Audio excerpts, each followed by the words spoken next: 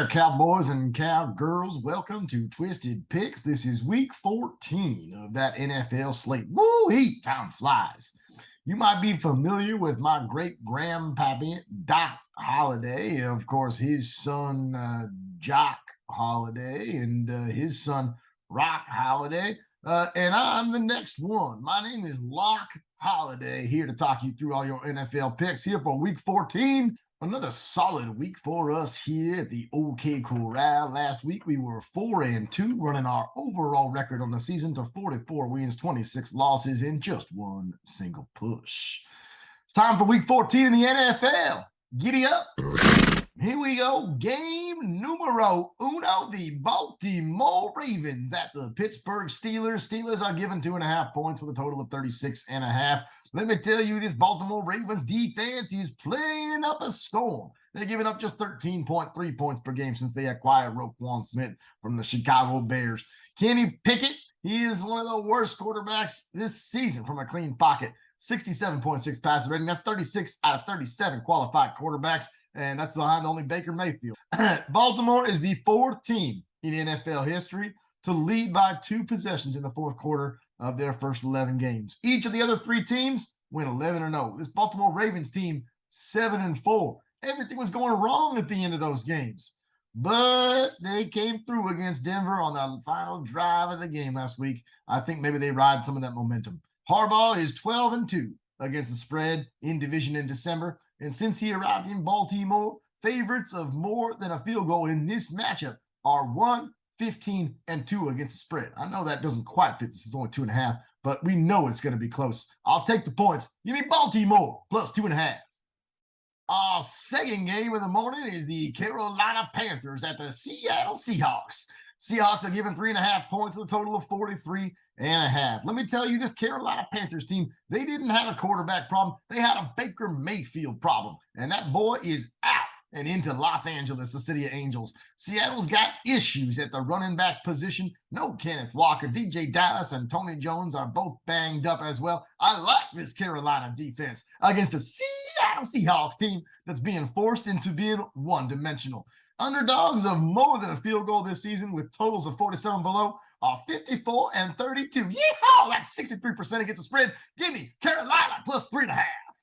Third game is a regular gold rush. The 49ers hosting the Tampa Bay Buccaneers. It's San Francisco minus 3.5, total of just 37.5. You could throw out all those trends since none of them are going to work this gunslinger Brock Purdy in. It's his first NFL start.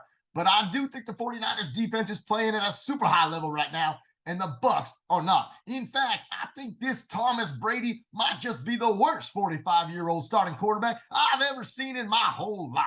I'm looking for Shanahan to take it upon himself this week to put Purdy in a good scheme. Niners rally around their new QB1, and they stay hot, covering 3.5 against Tampa Bay. This next game gives me all kind of warm, tingly feelings. It takes me back to a time when we had the Cowboys and Indians and their horses. This is the Kansas City Chiefs, minus 9 points at the Denver Broncos, total of 43.5. Kansas City, the Chiefs, the Indians have won 13 straight in this matchup, and I'm pretty certain that Patrick Mahomes has never lost a game in December. Let me tell you, yeehaw! Those are some trends I can't wait to bet against. Denver's lost just one game all year by double digits. Patrick Mahomes is a favorite of 7 or more on the road. I tell you, he's 7-0 straight up. That's good. He's 1-6 against the spread. That ain't good.